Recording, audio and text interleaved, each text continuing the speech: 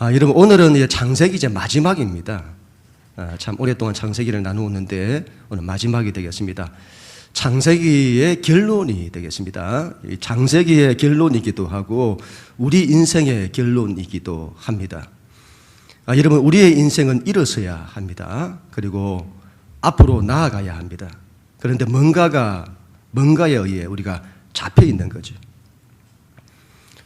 또한 우리의 인생은 하나님 나라에 들어가고 하나님 나라를 살아야 합니다. 하나님 나라를 산다는 것은 여러분 천국을 산다는 것인데, 그런데 우리가 하나님 나라를 살지 못하게 하는 거죠. 베드로가 이런 무너지죠. 예수님을 3번 부인하는 사건으로 모든 걸 잃습니다. 베드로는 우리의 모습인데 우리가 잃어버리고 넘어지는 걸 말씀하는 거죠. 그 베드로가 예수님을 만나 다시 회복됩니다.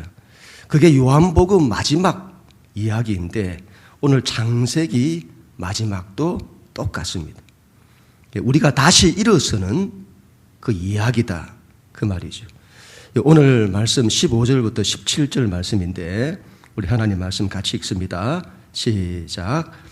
요셉의 형제들이 그들의 아버지가 죽었음을 보고 말하되 요셉이 혹시 우리를 미워하여 우리가 그에게 행한 모든 악을 다 갚지나 아니할까 하고 요셉에게 말하여 전하여 이르되 당신의 아버지가 돌아가시기 전에 명령하여 이르시기를 너희는 이같이 요셉에게 이르라 내 형들이 내게 악을 행하였을지라도 이제 바라건대 그들의 허물과 죄를 용서하라 하셨나니 당신 아버지의 하나님의 종들인 우리의 죄를 이제 용서하소서 하매 요셉이 그들이 그에게 하는 말을 들을 때에 울었더라. 아멘.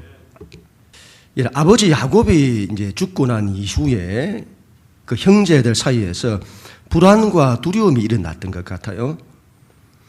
그래서 요셉이 나를 미워할지 모른다.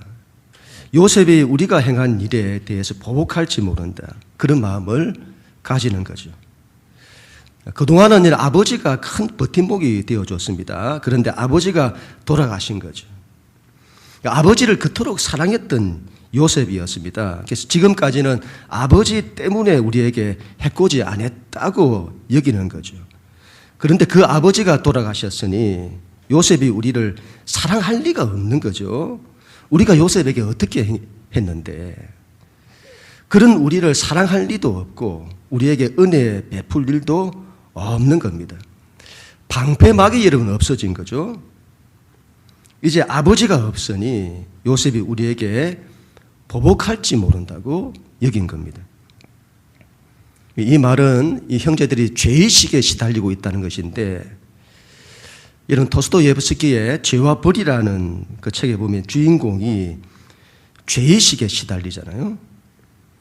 그게 그를 그렇게 괴롭히는 겁니다. 죄의 무서움을 말하는 거죠. 죄는 벌을 가지고 오는 겁니다. 우리 가운데 벌을 가지고 와요. 그래서 우리의 인생을 쪼그라들게 하는 거죠. 그 죄의식이 여러분 평생에 우리를 괴롭히는 거예요. 우리의 인생의 때마다 우리를 괴롭힙니다. 죄로 인해서 우리에게 악이 찾아올 것을 두려워합니다. 벌이 찾아올 것을 두려워하죠. 안 좋은 일이 일어날까 봐 불안해하는 거죠.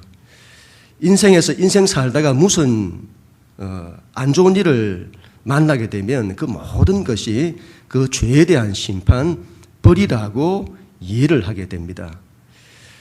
인생을 여러분 열심히 살아야 하는데 인생이 일어서야 하는데 죄의식이 늘 우리의 발목을 잡는 거죠. 사람도 형제들이 사람을 보냅니다. 요셉에게 전해라. 아버지가 이렇게 말씀하셨다고 전해라. 형들이 비록 악을 행했을지라도 이제 허물과 죄를 용서해라. 아버지가 그렇게 말했다는 거죠. 그 말이 진짜일 수도 있고 가짜일 수도 있을 것 같아요. 아버지가 그런 이야기를 요셉을 불러놓고 하는 게 정상인데 형들에게 그 말을 했다는 것이 이러면 이상하잖아요. 불안과 여러분 두려움 때문에 아버지의 이름을 팔았을 수 있습니다. 다른 한편에서는 요셉이 이런 국사의 나라 일에 바쁜 사람이잖아요. 아버지가 아들이지만 만나기가 쉽지 않아요. 그리고 형들이 요셉에게 했던 그 악을 아버지가 몰랐다가 뒤에 가서 알았을 수 있습니다. 그래서 그걸 형제들에게 당부했을 수 있다고 봐요. 요셉에게 전해라. 형들의 죄를 그러니까 용서해라. 여러분, 사람을 보냈지만 그래도 마음이 놓이지 않아서 이제는 직접 찾아가서 용서를 구합니다. 요셉 앞에 엎드려 여러분 용서해 달라고 해요. 여러분, 창세기 44장, 45장에 걸쳐서 이 형제들이 자신들의 잘못을 뉘우치고 회개하고 그 다음에 요셉과 화해가 일어나잖아요. 그런데 지금 또 이 형제들이 왜 이러는 것일까요? 여러분, 그때는 형제들이 자신들의 잘못을 뉘우치고 회개는 했지만 당사자인 요셉에게 직접 용서를 구하지는 않았던 것 같아요. 이번에는 친히 와서 그 앞에서 용서를 구하는 겁니다. 그 모습을 보고는 요셉이 이제 울게 되죠. 왜 울었을까요? 형제들이 아직도 자기를 믿지 못하고 있다는 이유 때문일까요? 그게 섭섭해서일까요? 그렇지 않다고 봅니다. 자신의 이름으로 용서를 했음에도 불구하고 형들이 죄책감으로 힘들어하고 괴로워하는 걸 보았기 때문이죠. 이제는 누구보다 형들을 사랑하고 형들이 잘 되기를 원하는데 그 형들이 하나님을 향하여 일어서고 아버지의 축복대로 복된 삶을 살기를 원하는데 여전히 죄의식에 사로잡혀서 앞으로 나가지 못하는 불안과 여러분 두려움에 사로잡혀 있는 형들의 모습을 보았기 때문일 겁니다. 이런 부모의 마음이 여러분 늘 그렇잖아요. 자녀가 늘 믿음으로 일어서고 열심히 살기를 원하는데 늘 불안하고 두려움에 사로잡혀 있다 할 때에 그것만큼 부모로서 안타까운 일은 없는 거죠. 그 마음 아닐까요? 여러분, 하나님은 인간을 자유로운 존재로 창조를 하셨습니다. 자유가 여러분 얼마나 중요한지 모릅니다. 어디에도 매이지 않는 이 자유는 하나님의 속성이죠. 하나님이 우리에게 주신 복이죠. 그런데 여러분, 그 자유를 억압하는 게 바로 죄고 죄의식인 겁니다. 죄의식이 있으면 그게 사슬이 되어서 우리를 묶어버려요. 그걸 노예 상태라고 하는데 죄는 우리를 노예로 만들어버리죠. 우리가 인생을 여러분 자유자로 기쁨과 평안으로 살아야 하는데 노예처럼 사는 거죠. 불안하고 두려워하면서 살게 되는 것입니다. 그래서 인생이 일어서지 못하게 하고 앞으로 나가지 못하게 하는 거죠. 발목이 잡히는 거죠. 그런 분들이 의외로 많다고 봅니다. 신앙이 여러분 앞으로 전진을 하지를 못해요. 하나님이 주신 뜻과 비전을 향해서 우리가 나아가고 일어서고 이런 그래야 하는데 늘 과거에 잡혀있고 죄의식에 잡혀있고 현실 문제에 사로잡혀 있고 그래서는 불안과 두려움 가운데 살고 그거 신경 쓴다고 앞으로 가지를 못하는 거죠. 여기서 우리가 반드시 회복이 되어야 합니다. 우리 말씀 19절부터 21절 말씀인데 우리 하나님 말씀 같이 읽습니다. 시작. 요셉이 그들에게 이르되 두려워하지 마소서. 내가 하나님을 대신하리이까. 당신들은 나를 해하리 하였으나 하나님은 그것을 선으로 바꾸사 오늘과 같이 많은 백성의 생명을 구원하게 하시려 하셨나니 당신들은 두려워하지 마소서. 내가 당신들과 당신들의 자녀를 기르리이다 하고 그들을 간곡한 말로 위로하였더라. 아멘. 여러분, 요셉이 울었더라. 이 말은 그만큼 형들을 사랑하고 형들에 대한 안타까움을 가졌다는 것을 말합니다. 형들이 그 죄의식에서 벗어나 자유하기를 원하는 거죠. 그 문제를 해결해 주기를 원하는 겁니다. 그리고는 요셉이 그 유명한 말을 하게 되는데 두려워하지 마소서. 내가 하나님을 대신하리이까. 이 무슨 말이죠? 저는 당신들을 심판하지 않습니다.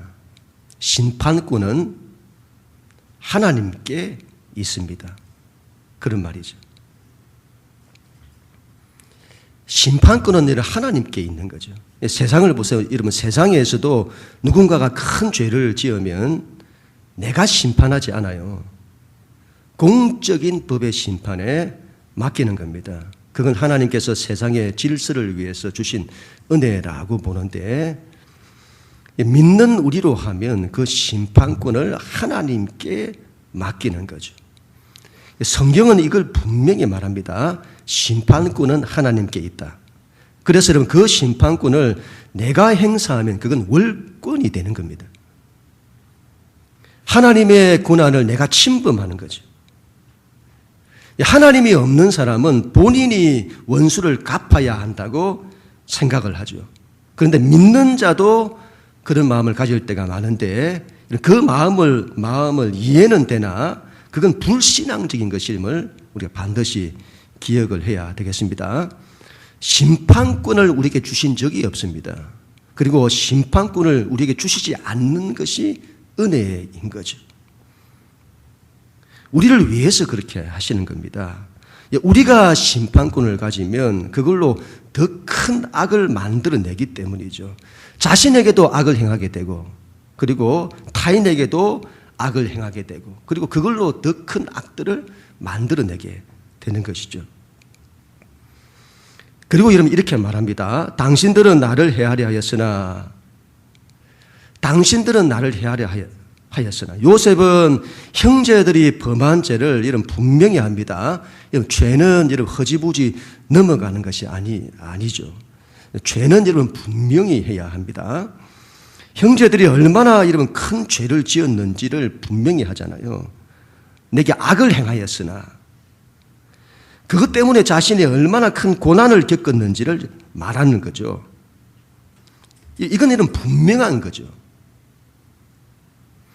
이건 없는 것처럼 할 수가 없어요. 그런데 요셉이 그 뒤에 하나님께서 그걸 선으로 바꾸사 오늘과 같이 많은 백성의 생명을 구원하게 하셨습니다. 저는 여러분 이 말씀이 굉장히 중요하다고 보는데, 여러분, 악을 선으로 바꾸사,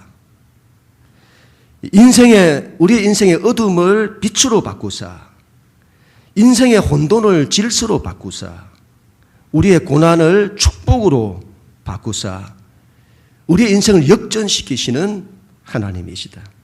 나를 역전시키고 내 인생을 역전시키는 하나님. 정말 여러분, 형들의 악 때문에 말로 다 할 수 없는 고난을 겪었는데, 인생의 깊은 웅덩이와 수렁에 빠졌는데, 정말 비참한 노예로 살았는데, 그런데 하나님께서 그걸 선으로 바꾸사 나로 국무총리가 되게 하사 온 세상을 구원하는, 모든 생명을 살리는 하나님의 구원을 이루게 하시더라. 그리고 그런 고난이 없었다면 백성들의 아픔과 절망을 알지도 못했을 거고, 하나님의 그 큰 구원도 일어나지 않았을 거다. 하나님의 큰 뜻이 있음을 본 거죠. 그걸로 여러분 용서가 되는 겁니다. 여러분, 용서라고 하는 것은 그들이 행한 악보다 더 큰 하나님의 뜻이, 은혜가 나에게 임할 때 내 안의 상처와 아픔이 그 하나님의 크신 뜻과 은혜로 덮이면서 용서가 되는 것이죠. 남편 때문에 너무 큰 아픔과 고난을 겪은 거예요. 그런데 그 남편 때문에 하나님만을 붙들고 하나님만을 의지하게 된 겁니다. 그리고 그 하나님께서 그런 나의 인생에 은혜와 사랑을 부어주신 거죠. 그리고 자기 삶이 일어서고 역전되는 걸 경험한 거죠. 그 하나님의 크신 뜻과 그 은혜를 기억할 때에 그 큰 상처와 아픔이 여러분 다 덮이는 거죠. 용서라고 하는 것은 내가 하는 것이 아니라 내가 하나님께로부터 받은 은혜가 너무 클 때 그것 때문에 용서가 되는 겁니다. 하나님께서 그걸 선으로 바꾸사. 그건 여러분 요셉에게만 해당되는 것이 아니라 형제들에게도 마찬가지인데, 여러분 하나님의 그와 같은 큰 뜻이 있었다고 해서 형들이 행한 그 악한 행동이 정당화되는 것은 아닌 거죠. 하나님의 뜻이 있으나 여러분 그 악한 것들은 우리의 책임인 겁니다. 그걸 우리의 책임이 아니다. 하나님의 큰 뜻이 있었으니 내 책임이 아니다. 그래서는 안 되는 겁니다. 당신들이 악을 행하였으나 그들의 악을 분명히 하는 거죠. 그건 분명히 하는 겁니다. 그런데 하나님께서 그런 우리의 인생을 역전시켜 주시더라는 것이죠. 이 형제들이 회개하지 않았다면 하나님의 심판을 면하지 못했을 겁니다. 그런데 그들이 죄책감에 시달리고 인생의 때마다 그들이 그렇게 된 것은 요셉이 행했던 그 큰 악 때문이라는, 그렇게 해서는 자신들의 죄를 뉘우치고 또 뉘우치고, 하나님은 그런 형들을, 그렇게 악을 행했던 그 형들을 또 다듬으시고 그리고 더 귀한 것은 그런 형들을 통해 하나님의 뜻과 하나님의 비전을 이루어 가시더라는 것이죠. 이 형들의 이야기는 우리들의 이야기이죠. 우리가 그렇게 허물이 많고 죄가 많은 겁니다. 이건 여러분 분명한 거예요. 그런데 그런 허물 많은 우리를 그래도 하나님이 사랑하시더라. 그런 우리를 하나님이 역전시키시는 거죠. 하나님께서 우리를 바꾸사, 하나님께서 우리의 악을 선으로 바꾸사 우리를 통해 당신의 구원의 역사를 이루어 가시는 거죠. 이런 요셉은 지금 형들에게 그걸 말하고 있다고 봅니다. 하나님이 그렇게 하시는데 내가 하나님을 대신하리까? 하나님께서 나의 고난을 선으로 바꾸사 이런 큰 뜻을 행하시는데 내가 어떻게 당신들을 심판하리까? 하나님께서 당신들의 악을 선으로 바꾸사 이런 큰 뜻을 이루시는데 내가 어떻게 하나님의 뜻에 반대하여 당신들을 심판할 수 있으리까? 그렇게 말하는 거죠. 이런 용서란 하나님의 놀라운 은혜를 경험했을 때에 나에게 일어나는 것입니다. 그걸 경험한 자, 하나님의 그 크신 은혜를 경험한 자는 자기 안에 심판의 이 마음을 둘 수가 없죠. 그 마음을 두게 되면 견딜 수 없는 겁니다. 내 안에 아직까지 예수를 믿는데도 내 안에 심판하는 이 마음을 두고 있다는 것은 내가 아직 몰라서 이런 그럴 수도 있습니다만은 다른 한편에서는 하나님의 은혜가 무엇인지를 아직 내가 경험하지 못하고 있다는 것이죠. 여러분 용서를 해야 합니다. 용서를 해야 되는데 그래야 회복되고 일어섭니다.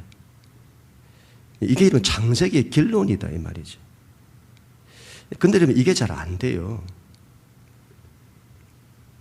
용서를 해야 되는 걸 알지만 잘 안 되는 거죠. 어떻게 용서를 해야 할까? 제가 주중에 그 C.S. 루이스의 그 유명한 책이죠. 이런 책은 여러분 꼭 한번 읽어보시면 좋겠다 싶은데 그 순전한 기독교라고 하는 그 책에 보면 그 용서에 대한 이야기가 나옵니다. 참 읽으면서 참 많은 통찰과 그 은혜를 다시 한번 받았습니다. 그 내용들을 제가 좀 오늘 인용을 좀 하도록 하겠습니다. 용서는 어려운 일이지만 좀 더 수월하게 할 수 있는 그 방법들을 말해요.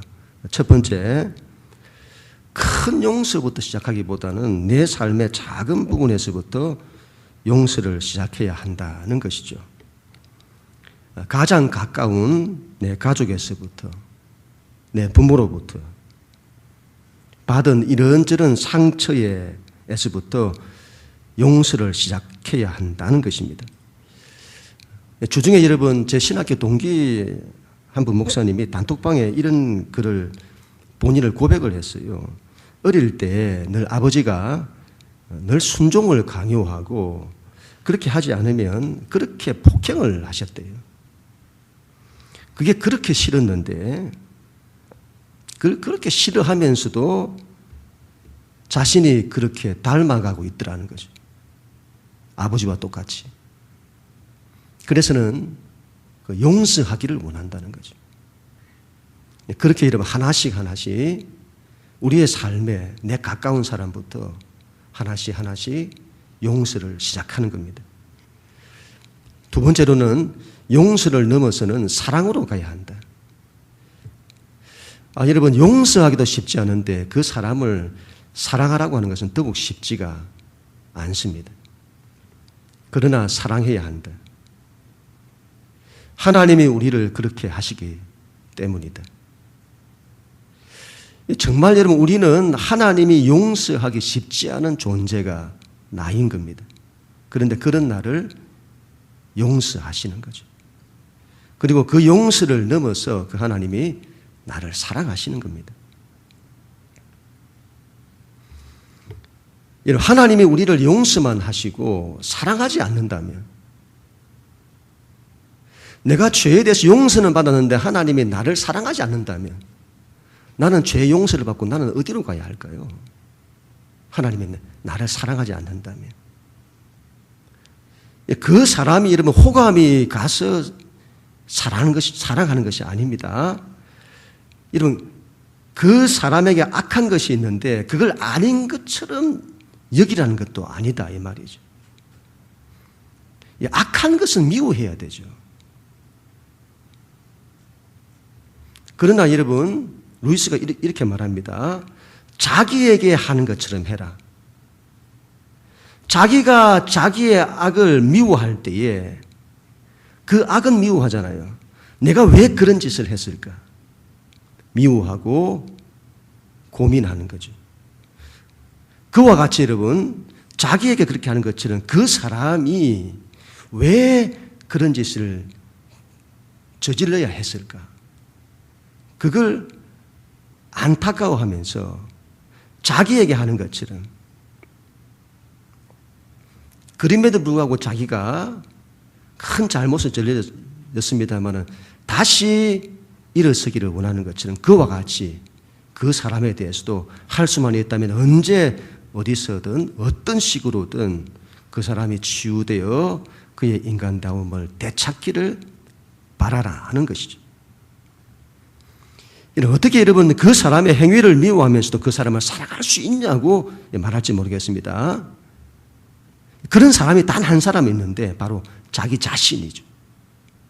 우리는 자신을 그렇게 사랑해요. 자기 행위를 그렇게 미워하면서도 자신을 사랑하죠. 우리가 자신을 사랑할 때 자기에게 사랑할 만한 부분이 있어서 사랑할까요? 여러분이 자신을 사랑하는 것은 단지 여러분 그 대상이 여러분 자신이기 때문에 사랑하는 겁니다.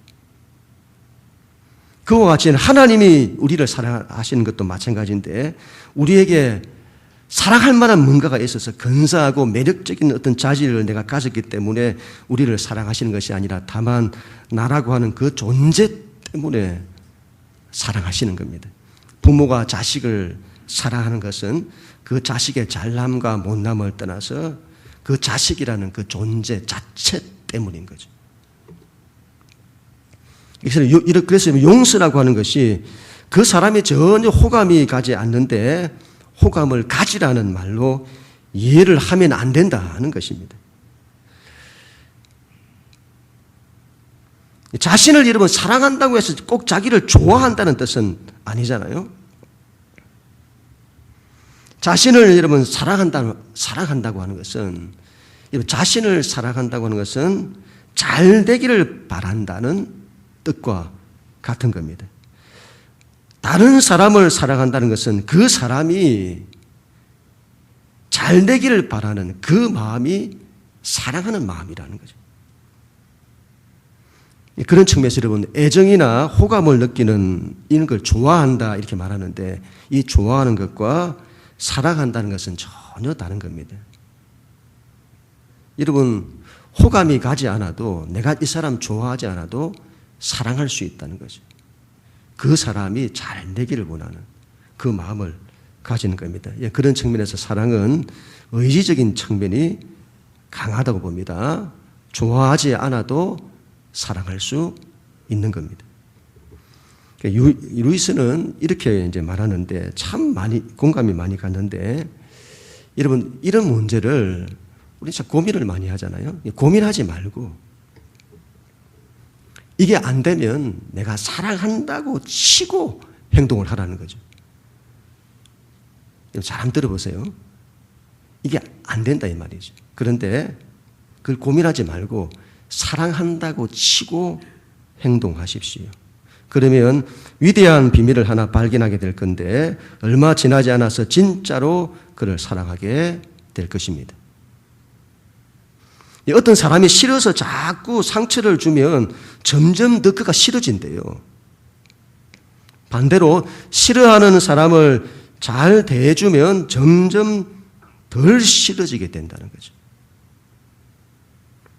이 원리는 하나님과의 관계도 마찬가지인데, 하나님에 대한 감정이 잘 일어나지 않는 사람들이 참 많습니다. 하나님께 대한 감정이 일어나지 않아요. 그런 때도 하나님을 사랑한다고 치고 행동하라는 거죠. 억지로 이런 사람의 감정을, 사랑의 이 감정을 만들려고 하지 말고, 그러면 이 감정을 내가 억지로 만들고 하는 것이 아니라 사랑한다고 치고 그 행동을 하라는 거죠. 그러면 하나님께 대한 감정까지 뒤에 가서는 일어나게 된다는 것입니다. 기독교의 사랑이 이러면 의지의 문제에 달려있다는 것을 굉장히 잘 표현한 그런 말씀이라고 봅니다. 이러면 이 창세기의 결론이 용서와 사랑에 대한 이야기라는 것을 기억해야 합니다. 우리 인생의 중요한 메시지인데 용서와 사랑이 있어야 한다는 거죠. 그래야 너희가 회복된다. 그래야 너희가 일어선다. 그래야 너희가 하나님 나라에 들어간다 이 말이죠. 이런 요한복음의 마지막을 보세요. 예수님과 베드로 사이에 용서와 사랑에 대한 그 이야기잖아요. 이게 중요하다는 겁니다. 이게 중요하다. 그런데 우리는 이와 같은 용서와 사랑 이런 걸 대수롭지 않게 여기는 경우가 많다고 봅니다. 그렇지 않다. 이게 정말 중요한 거다. 이게 우리를 일으키고 우리를 앞으로 나아가게 하고 천국에 들어가게 하고 천국을 살게 하는 거다 이 말이죠. 예수님의 십자가가 용서와 사랑의 그 사건이잖아요. 그게 중요하다 이 말인 겁니다. 이게 안 되면 우리의 인생은 발목을 잡힌 것과 같다. 용서하고 여러분 사랑해야 되겠습니다. 그래야 우리가 회복되고 이렇습니다. 그런 모두가 다 될 수 있기를 주님의 이름으로 간절히 축복합니다. 우리 마지막 24절 25절 말씀인데 우리 하나님 말씀 같이 읽습니다. 시작. 요셉이 그의 형제들에게 이르되 나는 죽을 것이나 하나님이 당신들을 돌보시고 당신들을 이 땅에서 인도하여 내사 아브라함과 이삭과 야곱에게 맹세하신 땅에 이르게 하시리라 하고, 요셉이 또 이스라엘 자손에게 맹세시켜 이르기를 하나님이 반드시 당신들을 돌보시리니 당신들은 여기서 내 해교를 메고 올라가겠다 하라 하였더라. 아멘. 이런 창세기의 마지막 이야기가 용서와 사랑에 대한 이야기인데 거기서 끝나지 않습니다. 요셉은 형제들에게 맹세하게 합니다. 아버지의 유언처럼 똑같이 말해요. 하나님이 반드시 당신들을 이 땅에서 인도하여 아브라함과 이삭과 야곱에게 맹세한 땅에 이르게 하실 것입니다. 여러분은 그걸 위해서 일어서야 합니다. 하나님이 반드시 당신들을 돌보시고 인도하시고 이르게 하실 것입니다. 반드시 당신들을 돌보시리니 그때 내 해골을 메고 올라가소서 맹세하소서 그렇게 말하죠. 창세기의 끝이 여러분 죽음에 대한 이야기를 다룹니다만 이건 죽음에 대한 이야기가 아니고 새로운 비전에 대한 이야기라는 것을 말씀하는 거죠. 비전과 사명에 대한 이야기로 창세기가 끝이 나는 겁니다. 복음서의 마지막 이야기는 예수님께서 제자들에게 비전과 사명을 주시는 그 이야기죠. 비전과 사명을 주시면서 무너졌던 제자들을 다시 일으켜 세우는 겁니다. 마태복음에서는 지상 명령을 주시잖아요. 하나님의 비전을 주시는 거죠. 요한복음 이런 마지막에서도 베드로를 용서와 사랑으로 회복시키시고는 그냥 두시는 것이 아닙니다. 그 여러분 베드로에게 사명을 주시잖아요. 내 양을 먹이라, 내 양을 치라, 내 양을 먹이라. 여러분 비전과 사명을 주시는 겁니다. 용서받고 그 다음에 사명을 받을 때 다시 일어서는 겁니다. 여러분 구약의 엘리야가 낙심하고 탈진하잖아요. 하나님께서 그를 호렙산으로 인도를 하십니다. 그때 엘리야가 이러면 어떻게 회복이 되죠? 바람과 불과 지진 가운데서도 하나님을 찾지 못합니다. 그리고 하나님의 세미한 음성이 들려오죠. 그리고 하나님께서 그 엘리야에게 새로운 사명을 주십니다. 너는 하사엘에게 기름을 부어 왕으로 세우라. 예후에게 기름을 부어 왕으로 세우라. 너는 엘리사에게 기름을 부어 선지자로 세우라. 무너진 엘리야에게 하나님이 다시 새로운 사명을 주시는 겁니다. 그 사명으로 일어서는 거예요. 우리는 하나님이 주신 비전과 사명으로 일어서는 겁니다. 목회자의 낙심과 좌절은 비전을 잃은 데서 오는 것이죠. 비전과 사명이 있다면 그 어떤 어려움이 와도 이겨낼 수 있습니다. 그런데 비전을 잃으면 주저앉는 거죠. 나중에 여러분 이스라엘 백성이 400년의 그 엄청난 고난 속에서도 살아남을 수 있었던 것은 바로 이 비전과 이때의 비전과 사명 때문이라고 봅니다. 요셉이 맹세시킨 하나님께서 반드시 당신들을 약속의 땅으로 인도하실 것입니다. 하나님께서 반드시 당신들을 지키시고 인도하실 것입니다. 올라가야 합니다. 약속의 땅으로.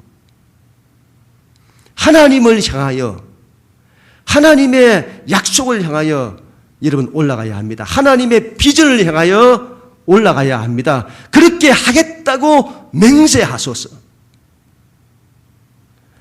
우리가 맹세해야 됩니다. 이건 맹세해야 돼요, 여러분. 우리가 이런 걸 맹세 안 하잖아요. 맹세하죠. 그 하나님의 약속과 비전을 붙들고 살겠다고 올라가겠다고 맹세하는 건데 그게 여러분 그 후손들이 400년의 긴 세월에 그 큰 고난과 절망의 상황에서도 그들이 이기고 일어서고 그리고 살아남을 수 있게 만드는 것입니다. 인간의 속성은 이런 비전을 품는 데 있습니다. 그 오랜 역사 속에서 이 인간은 그 고대로부터 수립을 할 때 그때도 항상 인간은 타겟을 정하고 그걸 성취하는 삶의 방식을 취하는 거죠. 인간에게 주신 독특함인데 인간은 여러분 미래를 상상하고 미래에 대한 꿈과 비전을 품습니다. 인간은 현재만을 살지 않습니다. 과거와 현재와 미래가 함께 연동하는 것입니다. 요즘은 이런 시대는 헛된 꿈이 희망 고문을 준다고 해서는 꿈에 대한 무용론을 주장하는 사람들이 많이 있는데 그건 옳지 않다고 봅니다. 요셉이 어떤 사람이냐 할 때 꿈꾸는 사람이죠. 우리 예수님이 어떤 분이시냐? 꿈꾸시는 분이십니다. 하나님의 비전을 향해서 일어서신 사셨던 분이시죠. 우리도 그래야 한다 그 말이죠. 우리의 인생에 비전이 없을 수가 있습니다. 비전이 없어요. 내가 하나님으로부터 구원을 받았고 그 구원에 대한 그 기쁨과 감격이 있습니다. 하나님이 좋아요. 그리고 하나님을 잘 믿고 살아갑니다. 그런데 비전이 없습니다. 사명이 없어요.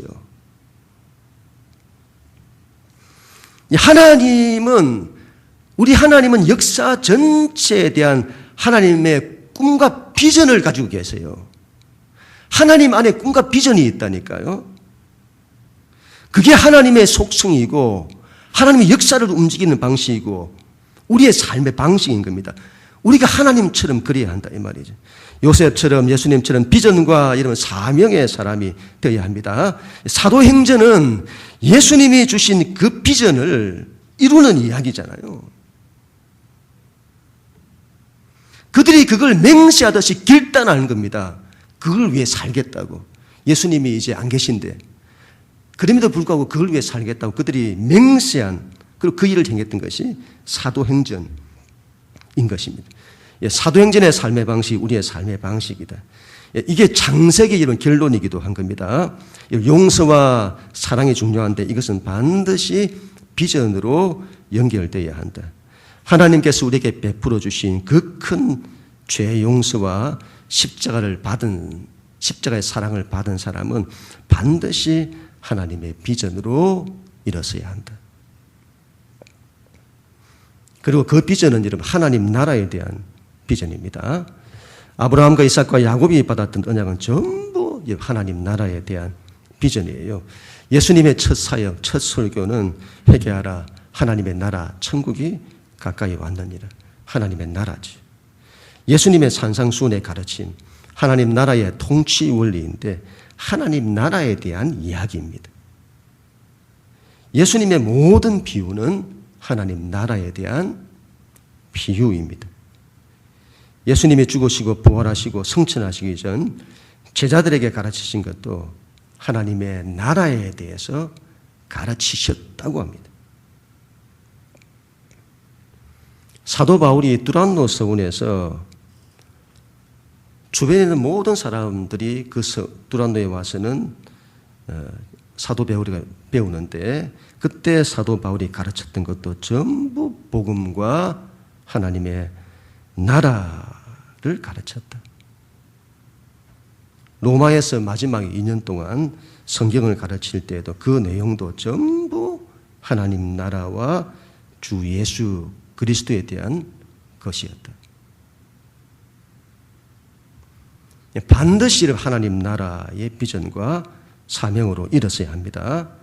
요셉이 분명히 말하잖아요. 그걸 위해 일어서야 합니다. 여러분들은 그걸 위해서 가야 합니다. 그래야 할 때 하나님이 반드시 지키실 것입니다. 하나님께서 반드시 인도하실 것입니다. 하나님이 여러분을 반드시 올라가게 하실 것입니다. 결론을 맺도록 하겠습니다. 여러분 첫 번째, 여러분 용서해야 합니다.